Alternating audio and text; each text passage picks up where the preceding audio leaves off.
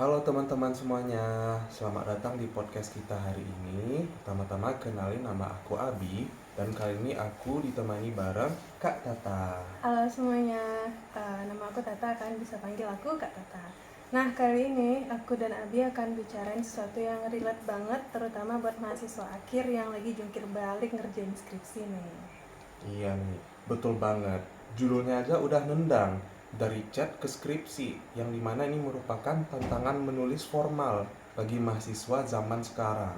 Ya, karena sejujurnya nulis skripsi itu sekarang tuh kayak nulis WA ke dosen. Kadang kita ngetik GK padahal kita maksudnya mau bilang enggak gitu ya. Iya, Atau kita mau bilang banget tapi malah ngetiknya BGT dan tanpa sadar. Terus ngeh pas dosennya negur, ben- salah nih, dan dikasih coret-coret merah di dokumen.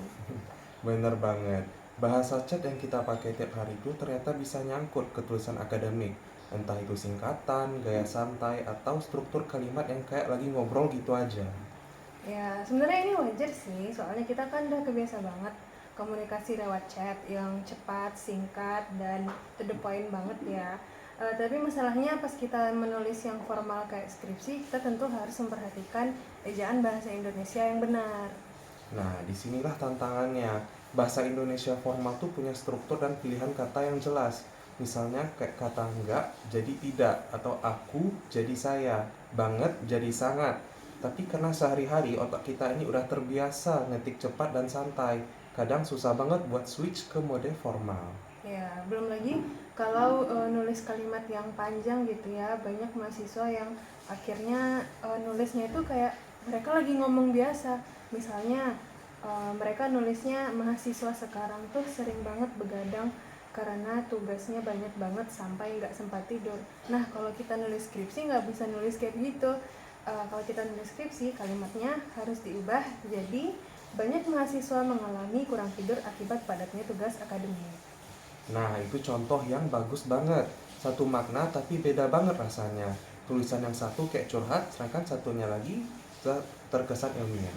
Tapi kenapa bisa gitu ya? Bahasa yang biasa kita pakai di chat jadi ke bawah-bawah ketika nulis skripsi? Kalau menurutku ya, penyebab utamanya itu karena media sosial dan teknologi. Sekarang semua itu sudah serba cepat. Jadi kita terbiasa untuk ngetik cepat, pakai emoji, contohnya buat nunjukin ekspresi kita, atau bahkan pakai singkatan kayak BTW, IMO, atau IDK, dan sebagainya. Itu membentuk kebiasaan menulis yang lebih ekspresif, tapi kurang secara struktur.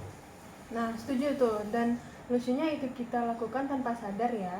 Dan kalaupun kita sadar, biasanya kita malah ngetik WKWK typo gitu kan ya.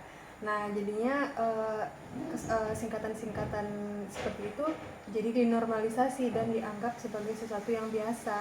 Dan akhirnya kita jadi kurang kepekaan terhadap ejaan dalam berbahasa Indonesia ya. Iya, padahal dalam dunia akademik, ketelitian bahasa itu sangat penting loh. Cara kita menulis akan menunjukkan cara kita berpikir juga. Kalau bahasanya berantakan, bisa-bisa ide kita yang sebenarnya bagus malah kelihatan nggak serius. Ya.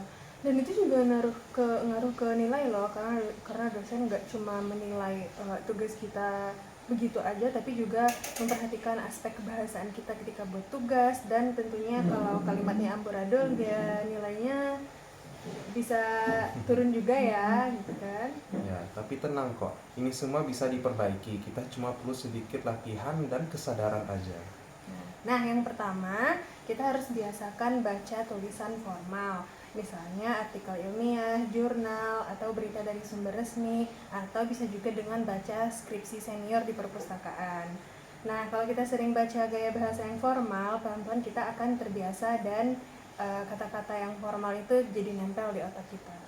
Itu yang pertama. Nah, yang kedua itu jangan malas proofreading. Jadi setelah kita nulis, kita baca lagi kalimat yang sudah kita tulis tadi dengan suara pelan. Kadang baru sadar, oh ini kayak terlalu santai deh. Ya, dan kalian juga bisa pakai bantuan teknologi, karena sekarang udah ada banyak website yang bisa bantu kita untuk ngecek tata bahasa gitu ya, misalnya kayak Quillbot gitu ya, atau bisa pakai ChatGPT juga. Tapi karena itu teknologi, tentunya kita tetap harus baca lagi juga, nggak sepenuhnya bergantung dengan teknologi, karena sistem juga bisa salah. Nah, dan yang terakhir itu kita harus sadar dengan konteks. Bahasa chat itu nggak salah, asal tahu kapan dipakainya. Kalau konteksnya akademik, kita pakai bahasa baku. Tapi kalau konsepnya ngobrol santai kayak podcast kita ini, ya boleh aja bahasanya lebih ringan. Ya, setuju banget. Jadi intinya kita bukan melarang buat pakai bahasa yang gaul ya, cuma kita harus tahu tempat dan kapan kita menggunakan bahasa yang gaul dan kapan kita harus ngomongnya formal dan kapan boleh santai gitu ya. Iya. Jadi kesimpulannya itu, menulis formal itu bukan berarti kaku, tapi soal kemampuan menyesuaikan diri. Ya.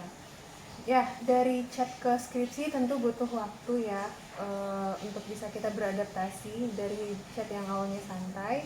Tapi kalau kita bisa belajar membedakan konteks bahasa, nah dijamin tulisan kita bakal tetap rapi dan fleksibel Benar dan banget. kredibel ya.